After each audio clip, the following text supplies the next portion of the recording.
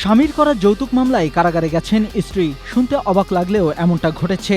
মামলার এজাহার থেকে জানা যায়, মোহাম্মদ সাখাওয়াত হোসেনের সঙ্গে মোসাম্মৎ তানিয়া খাতুনের পারিবারিকভাবে বিয়ে হয়। তখন সাখাওয়াত হোসেনের পরিবারের পক্ষ থেকে তানিয়াকে স্বর্ণালংকার ও বিভিন্ন উপহার সামগ্রী দেওয়া হয়। তবে বিয়ের পর তানিয়া তার স্বামীর কাছে ৫ লাখ টাকা যৌতুক দাবি করেন। দাবিকৃত টাকা না দিলে সংসার করবেন না বলেও জানান। এক পর্যায়ে তিনি স্বামীর বাড়ি ছেড়ে বাবার বাড়িতে চলে যান। সালিশের মাধ্যমে বিষয়টি মীমাংসার চেষ্টা করা হলেও তানিয়া যৌতুকের টাকা ছাড়া সংসারে ফিরতে রাজি হননি।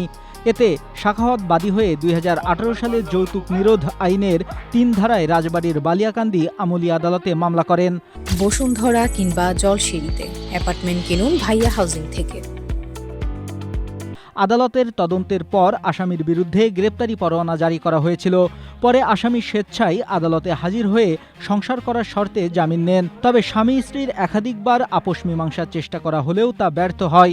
মঙ্গলবার বালিয়াকান্দি আমলি আদালতে হাজির হয়ে তানিয়া আবারও জামিন আবেদন করলে বিচারক আরিফ হোসেন তার জামিন আবেদন নামঞ্জুর করে কারাগারে পাঠানোর নির্দেশ দেন।